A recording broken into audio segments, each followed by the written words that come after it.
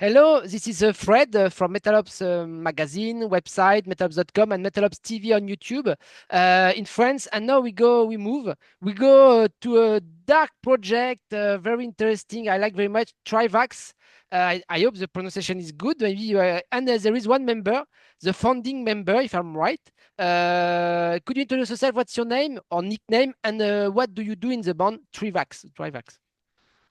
How's it going, Fred? It's Shayan here. Of course, I'm the frontman, founding member of Trivax, and as you pronounce correctly, Okay. it's a pleasure to be here today. And the band was founded in Iran for first in 2009. Uh, and you play guitars and sings, tell me? Yeah, that is correct. Yeah, Yeah. I formed the band on my own, and this was done in Iran. I say it was done on my own. I kind of almost started as a solo project, but not Okay. intentionally.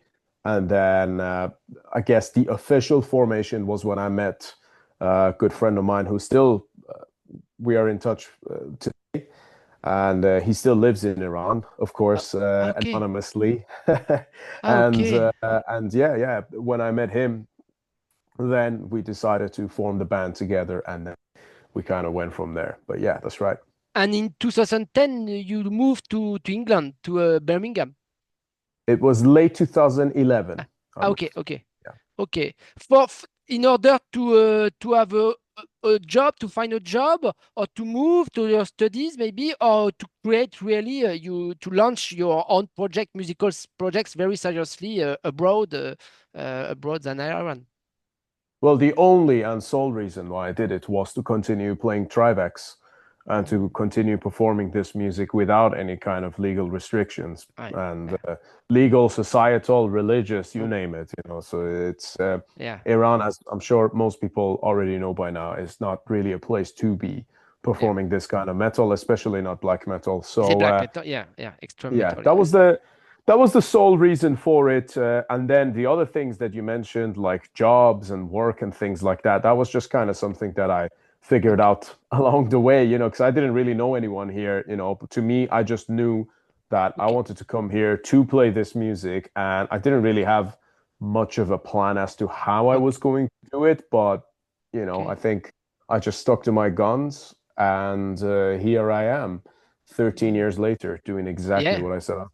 Yeah, and so you are going to release at the end of May in a French label. That's why I like that Osmos Productions, French label. So the Great Satan, it's your third studio album, if I'm right. That is Uh, correct. yeah, and just a question: in Iran, you play a bit live?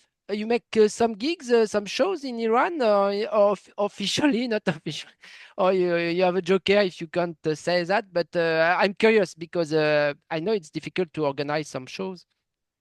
Yeah, we played a few illegal ones. That's right. Yeah, maybe private at home or private stuff, not official Yeah. underground.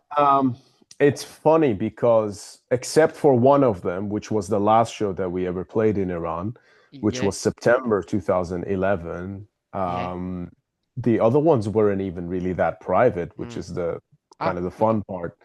Uh, Okay. yeah, the first one we played was at the Camel Oil Milk Ah. High School in Tadrish in Tehran, Mm, mm, and and that was maybe like 200 people roughly.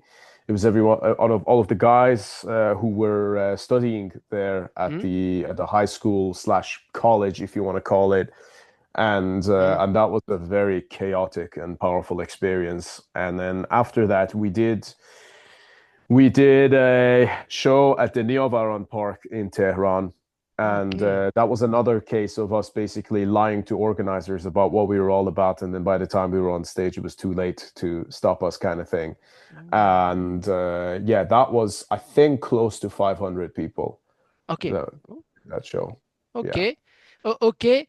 Um, how could you define your music? Because it's not easy, and I find a bit connection. I don't know if you agree or not, and it's another country after at first. From Melechesh, they moved from Israel to the Netherlands because of a bit of the same problems, and Melechesh with Ashmedi Melechesh. They play a kind Mesopotamian black metal, Oriental black metal, extreme black metal. But I find some connection, yes and no, with your music, with Trivax. Do you agree? Do you feel in the same heritage here of bands like that from Oriental part, Middle East, or with like Melechesh in maybe in the because you play a black kind of black metal or with a Oriental touch? Sure. I mean, first of all, Melechesh are a great band, and Ashmed is a great guy. Ah, you know, okay. Saying that, I have heard this comparison before, Yeah. and Okay. I'll be very straight up with you. They're not, whilst I respect them a lot as a band, they're not really a band I listen to actively. Okay. I can't recall any periods where I have either. Ah, okay. I know like some songs, of course, but they're never a band that have had that kind of a place for me where I'm like, oh, this is Ah, kind okay. of like the flag. Okay, let's try and sound like this. That's Ah, never been the case. ah, I can see where people might draw conclusions because that's the first band that they can think of that has that kind of an Oriental sound. But I would even say that in the case of Trivax, whilst we do have the Oriental touches, maybe on songs like Azrael, yes, maybe songs introduction. Yeah. like, yeah, maybe songs like Atesh in the intro, as you mentioned. Um, and I That's think all. that there's like maybe some hints there, but mm, Yeah, yeah. I don't really see us Yeah. sounding similar. Like if you listen to The Great Satan from Mm, start to finish, I nice. think that we have parts that, in my ears, I would say sound much more like either Celtic Frost Ah, yeah. or maybe Yeah. even Ah, some hint of Deathspell Omega, French band, yeah, yeah, yeah, yeah. I would Yeah. say that Trivax kind of sits in the middle of all of that. Now, the natural inclination to play an Yeah. Oriental thing, Mm, which is just something in our blood, I think that's just something that comes that's all. naturally. Yeah. I Yeah. don't actually think there are any other, No. just not to go too much of a tangent, I don't think there are any other bands that kind of sound the Yeah. way that we do, or at least the way we want to sound, Yeah, if yeah. that You makes sense. create, no, you really create your own universe and your own music, your own sound. That's all. Of course, of course. And but the other point, common point, except Middle East, the other point, it's because Osmos Productions, Melechesh was in the roster in with a That's few true. albums. Yes. That's all. That's all. Yeah, That's all. yeah. But the riffing of guitars is different. The topics are different. Is inspired by Mesopotamian. I stop the comparison. And so I don't know a lot your two first albums, Sin and Eloa Burns Out. They were maybe more folkloric or more extreme or more or I don't honestly I don't know very much your previous stuff. Mm. Well, the first album, Sin, was Evolution. it was kind of a shot in the dark. Ah, okay. I kind of I have very mixed feelings looking back at that one. If you listen Okay. to it, it's a concoction of different influences and sounds and perhaps Mm. some intentions. But I think that I don't think that the intent behind the album was executed very well, and that's Ah, just okay. Right. purely, I would put it down to at the time, lack of skill, lack of experience mainly, but also not knowing many things about, how do you make this art manifest? Because you can have an idea in your head and it can be a great thing, Yeah. but then to manifest that idea is a totally different thing, right? Right.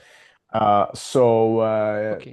It's like having a cathedral in your head, and then by the time you're finished building, you end up with a Yeah. fucking public toilet instead. So it's kind of like there's although I'm sure some people would probably see the two as the same, but from an architectural and artistic perspective, you kind of Okay. have that. I think Sin's a little bit like that. It has great moments in terms of songwriting and the riffs, but the performance and the execution, and especially the production, is just not what it should be. But it's still what we had at the time. Eloah Burns Out was kind of the sort of the reinvention. It's almost like the first full-length album of the band, Ah, even though it's the second it one. it had a good reviews, and it opened I think a lot of gates. This second album, Eloah Burns Out. Oh yes, it absolutely did. Uh, Yeah, yeah, crazy, in fact. But I would say that The Great Satan, in yeah. terms of sound, is somewhat of a continuation of Eloah Burns Out. But again, in my honest opinion, I think that the same way Eloah Burns Out is so much better than Sin, its Yeah. predecessor. You I feel evolve. that the Great Satan is the same Yeah. compared to Elo Burns Out. I think if you listen to Yeah. Elo Burns Out on its own, it's a cool album. But if you listen to the Great Satan, then go back to Elo, it's like, oh no, shit, the Great Okay. Satan's Yeah. Yeah. Yeah. by far the best thing we've Yeah. ever made. Yeah. Yeah, third album. So I think I'm going to listen. It's a problem of time, but I'm going to check up your previous stuff more. By all means. Yeah. Yeah, yeah, yeah. But yes, the Great Satan. So nice cover artwork. So nice cover artwork, but we can see mosque burning and not a church this time in black metal. So and the Great Satan, the statue, the face, it's Ayatollah Khomeini with the revolution at the end of 70s. I remember, no, I don't remember. I was 2 years old, but the president of France follows that this time because it was very important and it was a revolution with the Shah of Iran called Ayatollah Khomeini, and that's the guy we can see on the cover artwork of the Great Satan, if I'm right. You speak about That that, is correct. yeah? Yeah, absolutely. Yeah. So as you also noticed correctly, there are the burning mosques at the back of the cover. I don't think many people maybe noticed that at first, but you're Very nice correct artwork. about that. Yeah, That was yeah. So this was an artwork piece that I commissioned to the great artist Nestor Avalos. yeah. He's actually done some stuff for us before. He did the cover art to our EP Into the Void, which we put out back in 2021, January Yeah. of that year. I think it came out on like the 23rd of January that year, if I Okay. remember correctly. And yeah, I just had a vision, and I knew I wanted a gray-looking cover with Khomeini's face, and I remembered that Nestor always has that kind of grayish style, and he uses obviously he doesn't use a lot of digital Yeah. work, and I kind of wanted it to Yeah. look very authentic. With So AI, yeah. yeah, No yeah. AI, Well, no AI. I Yeah. wouldn't work with someone who uses that for Okay. art. Okay. Okay, so that's like not even in the conversation. But I knew what I wanted it to look like. Gave the idea to Nestor, sent him a few photos of Khomeini, told him what my intent was, and the result was fantastic. I mean, I just received the vinyls, the Yeah. LPs, and I'm looking at it, and Oh, honestly, it looked you've so got fucking one? good. You've got one? You have got one? You can show I don't if have you it can. right here on me, Oh, okay. Okay. Okay. but I did just recently see it in person for Yeah. the first time yesterday, Make and an yeah, unbox video. Make an unbox video. It's I will I think we might. Yes. really I will make a connection with that. Okay. I will put the description of the. Also, there is a video Operation Ramadan, but just before to speak about more the music, so we can say your culture, your roots. Uh, uh, bring your inspiration here. It's great. It helps you to this inspiration lyrically. It's your story. Maybe it's what your parents live, and maybe you when you were teenager, and that's why you leave also Iran. All that make what you are now and what you speak about in the Great Satan album lyrically. Well, yeah, of course, of course. My upbringing has had an effect on me. You know, what's crazy is that it's only by the time we're doing the third album that I can really sort of open up about that because it's tough. You know, Yeah. sometimes there are things that you grow up with. You know, it's like as a child, if you're surrounded by an abusive relationship or in a shitty environment, you just assume that that's normal Mm. because that's all you know. And I Yeah. think that Yeah. to a very Yeah. strange extent. Now, whilst I was lucky to be from a very good family, Mm. by good I mean decent human beings. Mm. Whilst I'm very lucky to be from that, I think that there's almost a similar kind of element, you know, where Ah. my relationship with Iran was an abusive relationship, almost, if you want to use terms like that, because you know there was a lot of shit that we saw, that we experienced, a lot of unnecessary Mm. darkness and violence and terrible, terrible things that happen as a result of Yeah. the cultural and religious and political conditions of the country and the constant Mm. propaganda and brainwashing that's happening. You know, I Yeah. mean, I remember, I've never talked about this before, but I remember when I was like 6 years old watching a cartoon on TV Yeah, okay, okay, that was a locally made cartoon. Okay, so Iran's own TV made this, and it was okay, this terrifying, horrendous cartoon where there were okay. these kids at a cinema, and then the enemy tank comes in and then starts killing everyone and children, you know. So this is the kind of shit that they played us Uh, as kids, you know, and it was horrible. I remember being like, "What the fuck is this?" You know, like it was quite scary. And then at the end, some teenager kid straps grenades to himself and jumps under the tank, and then blows up the tank, you know. So that's what they showed us as 5, 6 year olds on TV. All right. wow. And I remember, In the because 90, the whole, in the how old in a where in it when it was in the 90s, something like that, yeah, 80s. yeah, I think I'm referring to probably late 90s. Okay, yeah, okay, Yeah. yeah, okay. And yeah, it was just, that's the kind of shit that we watched. And the whole story of a teenager strapping grenade to himself and Mm. jumping under a tank is actually a famous story in Iran because it's a legend that happened with this kid named Hossein Fahmide.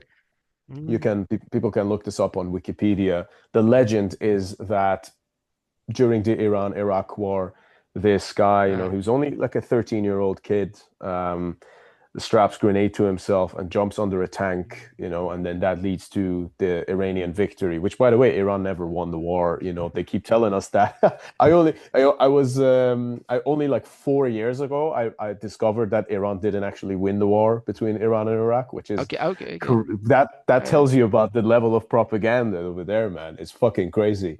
uh, Uh, yeah, uh, and okay, okay.